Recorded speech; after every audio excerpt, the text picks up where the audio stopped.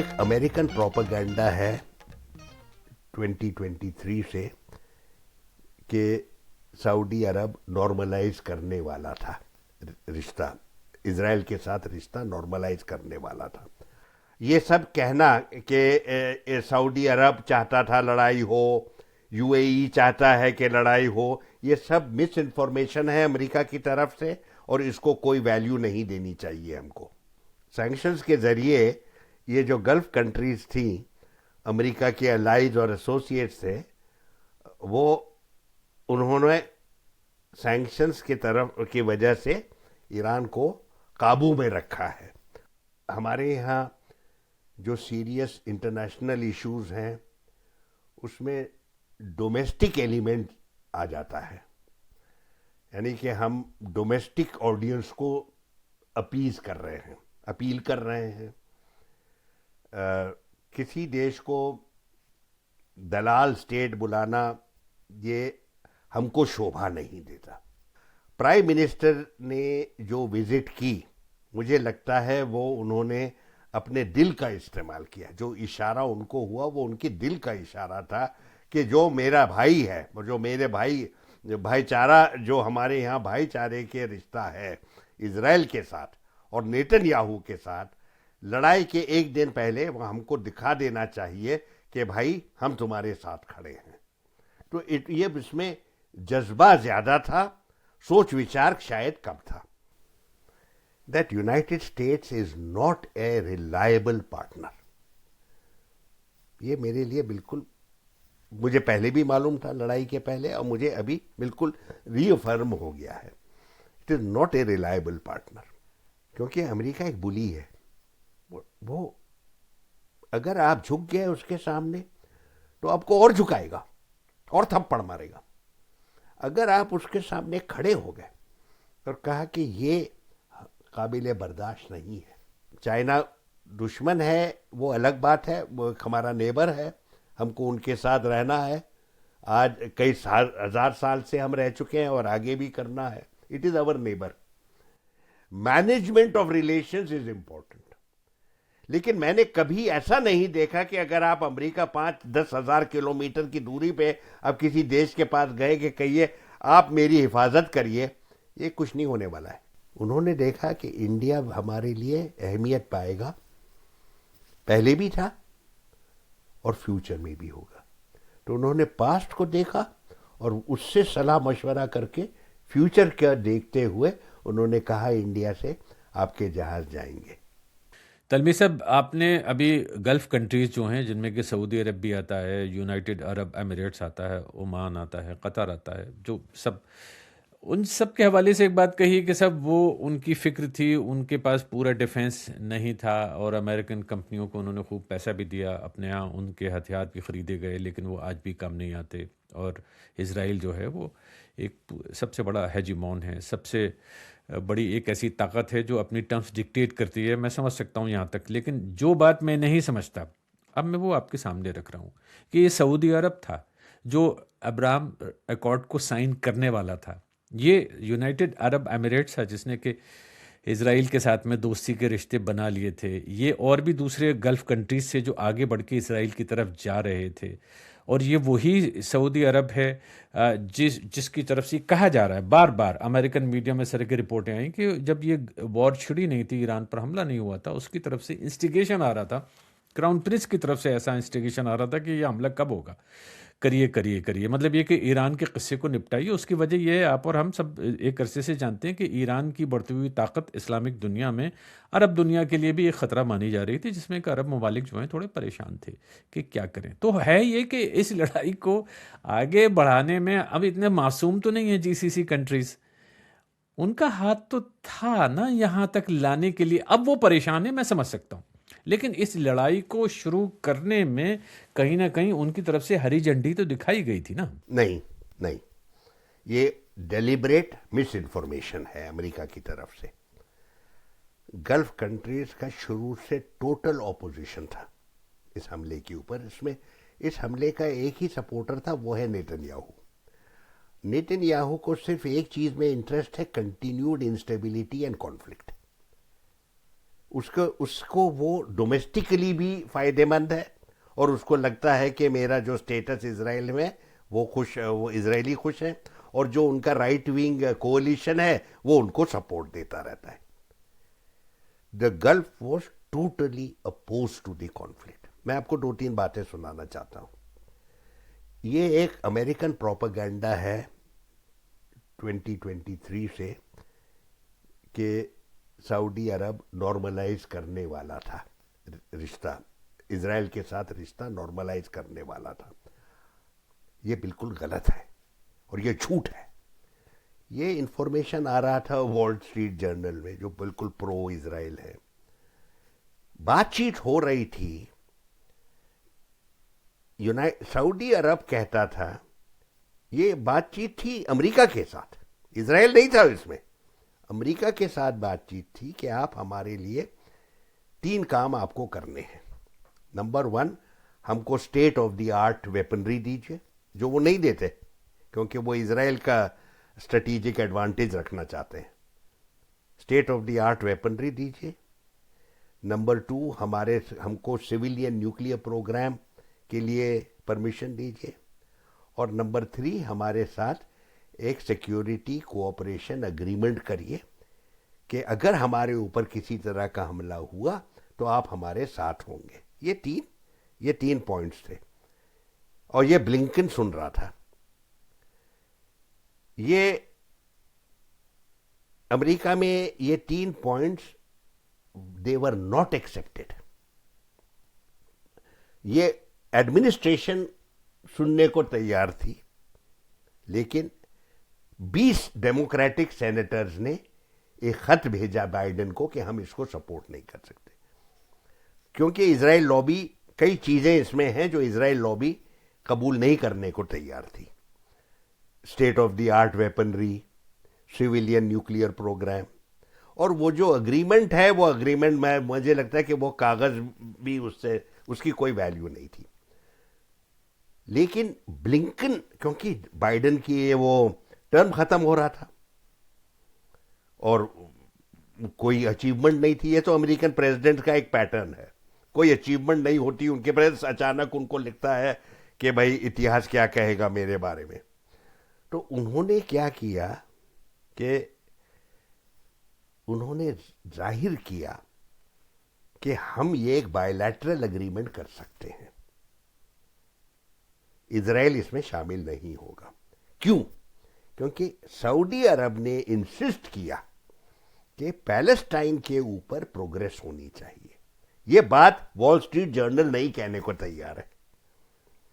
उन्होंने कहा कि आपको पैलेस्टाइन पे, ब्लिंकन ने इशारा दिया कि शायद वो ये सुनने को तैयार है, लेकिन ये उनको पॉलिटिक्स, अब डोमेस्टिक पॉलिटिक्स है.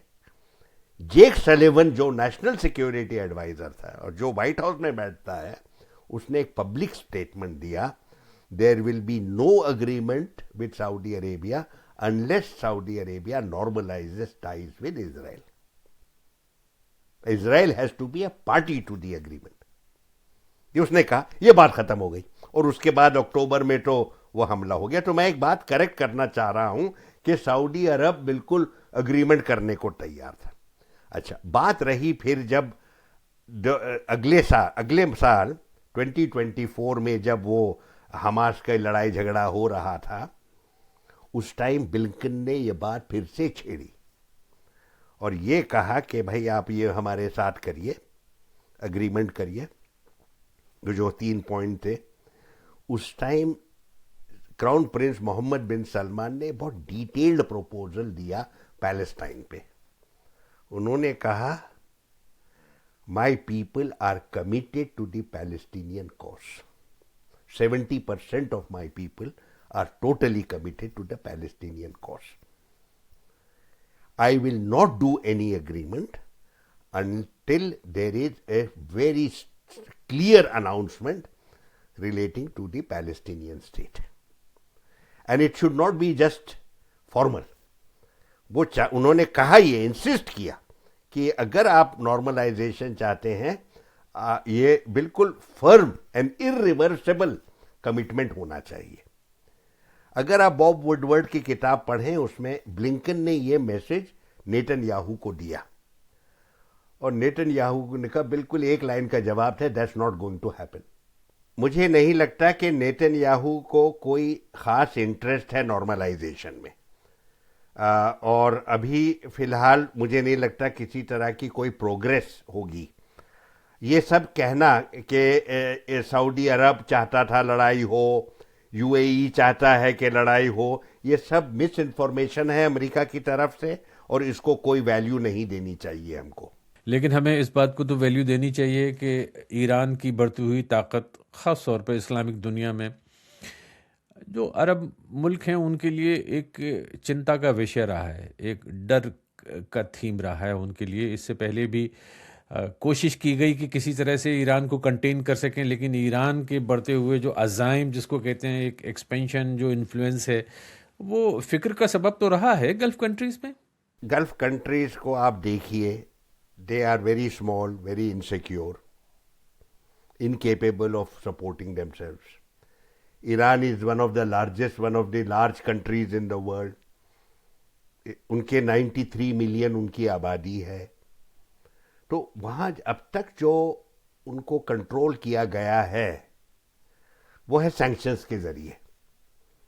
सैंक्शंस के ज़रिए ये जो गल्फ कंट्रीज थी, अमेरिका के अलाइज और एसोसिएट्स थे, वो उन्होंने सैंक्शंस की तरफ की वजह से ईरान को काबू में रखा है, और उनको सबसे बड़ी फिक्र ये रही है कि ईरान के अगर सैंक्शंस नहीं हो तो एक बहुत वो मेजर रोल प्लेयर बन जाएगा। तलमीर साहब, हमने अमेरिका, इजराइल और गल्फ कंट्रीज़ के हवाले से खासी लंबी बात कर ली है। अब मैं रीजन की तरफ आता हूँ, अपने ख़त्ते की, अपने इलाके की तरफ आता हूँ, यानी कि भारत और पाकिस्तान। पाकिस्तान मीडिएशन करने की कोशिश कर रहा है और हिंदुस्तान में इस बात पर फप्तियाँ कसी जा रही हैं, मजाक हो रहा है कि देखिए ये इनको मौका मिला। पाकिस्तान के जो मीडिएशन के एफर्ट्स हैं उनको आप किस नज़र से देखते हैं? एक डिप्लोमेट की हैसियत से वेलकम करते हैं या आप भी उनका मजाक उड़ाते हैं? देखिए, मजाक उड़ाने की कोई बात नहीं है इसमें। हम सब चाहेंगे कि हमारे इलाके में अमन हो, ताकि जो नॉर्मलसी होनी चाहिए सियासत के मामले में और इक़्तिसादी मामलों में, वो सबको ज़रूरी होगा। किसी तरह का जो भी क्रेडिबल देश है उसके ऊपर एक जिम्मेदारी होती है कि वो अमन की तरफ कोशिश करे। इस्लामाबाद में अभी मीटिंग हुई थी, 4 देश उसमें शामिल हुए, पाकिस्तान के अलावा टर्की, सऊदी अरेबिया और इजिप्ट के फॉरेन मिनिस्टर वहाँ थे। मुझे लगता है कि शायद एक पाकिस्तान को एक मैंडेट दिया गया है कि वो कोशिश करे कि वो एक पीस प्रोसेस की, और शायद जो पॉइंट्स उनके प्लान में हैं वो शायद इस ग्रुप ने अप्रूव किया होगा, ये मुझे लगता है। मेरी राय ये है कि जो हर एक देश की जिम्मेदारी है कि पीस प्रोसेस को सपोर्ट करे, और अगर उनको लगता है कि कोई हमारे पास आइडियाज़ हैं जो इन लोगों को अमेरिका और इजराइल में और ईरान में इसकी कबूलियत हो सकती है, तो वो भी अच्छी बात है। मुझे नहीं लगता कि हमको किसी तरह का एतराज़ करना चाहिए कि कोई देश पीस प्रोसेस को सपोर्ट कर दे रहा है या इनिशिएट कर रहा है। जो इंडिया के फॉरेन मिनिस्टर हैं, minister for external affairs S Jaishankar, विदेश मंत्री, वजीर खारजा, उन्होंने पाकिस्तान को दलाल नेशन कहा, वो बहुत तंज़ीह अंदाज से कहा। वो दुनिया भर में इस बात पर चर्चा हुई कि ये किस हद तक डिप्लोमेटिक मामला है, ये कहना चाहिए था उनको। देखिए, मेरी कोई ऐसी पोजीशन नहीं है कि मैं अपने एक्सटर्नल अफेयर मिनिस्टर के बारे में कोई बात करूं। हर एक हमारे यहाँ जो सीरियस इंटरनेशनल इश्यूज हैं उसमें डोमेस्टिक एलिमेंट आ जाता है, यानी कि हम डोमेस्टिक ऑडियंस को अपील कर रहे हैं। किसी देश को दलाल स्टेट बुलाना ये हमको शोभा नहीं देता।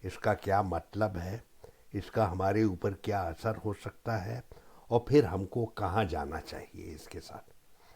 ये विजन, इसको कई लोग कहते हैं स्ट्रेटेजिक विजन, ये अभी तक हमने दिखाया नहीं है।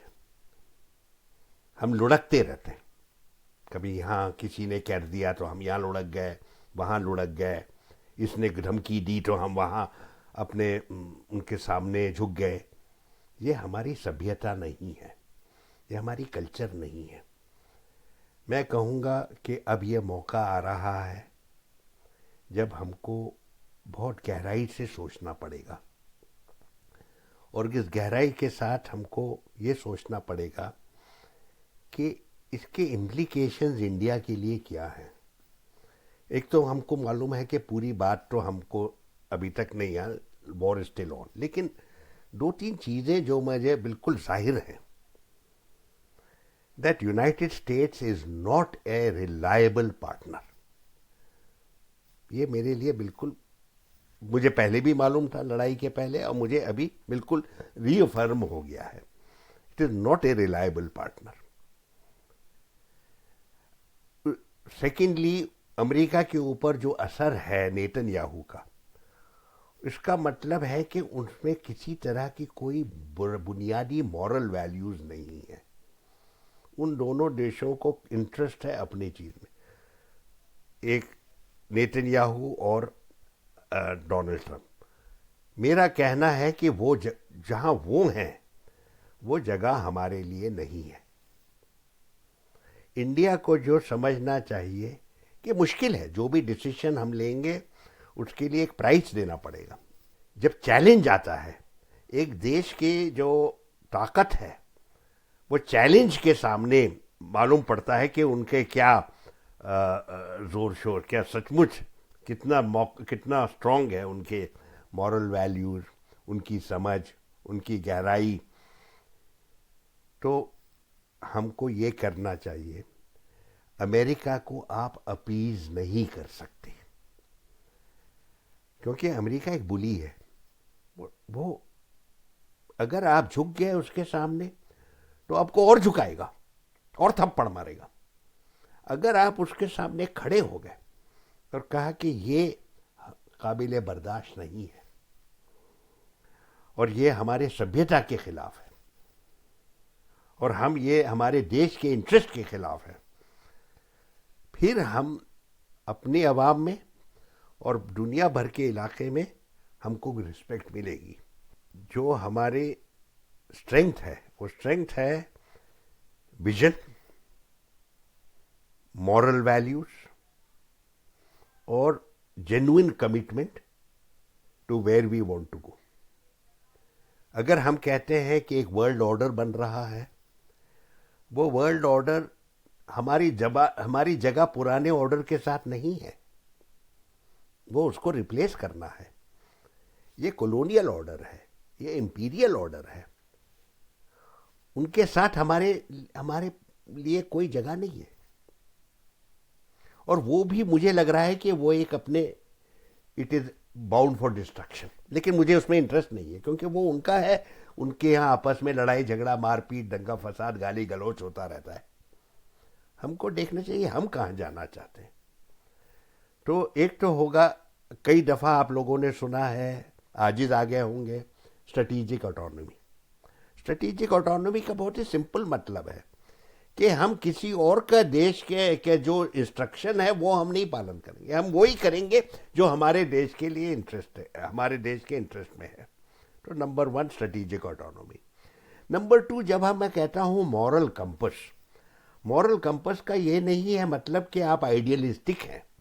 मॉरल कंपस का है कि आपकी कोई कोर वैल्यूज हैं, कोर वैल्यूज। स्ट्रेटेजिक इंटरेस्ट तो होता है, उसके साथ साथ अगर आपके पास कोर वैल्यू नहीं है तो आप किसी चीज के आप कोई you are not worth anything. हमारे यहाँ कोर वैल्यू की कमी है। हम कहते हैं, हम जबानी, हमारे यहाँ बहुत, आप रेटरिक कुछ भी सुन लीजिए, और आप कई दफा देखेंगे कि इंडिया ने पोजीशन ली, हम कहते हैं कि हम ग्लोबल साउथ को सपोर्ट करते हैं, लेकिन हमको रियली चाहिए कि हम सिक्योरिटी काउंसिल में जाके बैठें और हम सबको कहें कितना बड़ा देश है। ना वो सिक्योरिटी काउंसिल का कुछ होने वाला है, ना हमको वहाँ होना चाहिए, क्योंकि वो एक डिफंक्ट ऑर्गेनाइजेशन है। हमको होना चाहिए कि मल्टीपोलर वर्ल्ड ऑर्डर, हमको वहाँ होना चाहिए। अब लोग कहते हैं, और जो प्रो यूएस लॉबी है हमारे देश में, वो आपको कहते हैं अमेरिका के साथ हो, क्योंकि वो चाइना हमारा दुश्मन है। चाइना दुश्मन है वो अलग बात है, वो हमारा नेबर है, हमको उनके साथ रहना है। आज कई साल, 1000 साल से हम रह चुके हैं और आगे भी करना है। It is our neighbour. Management of relations is important.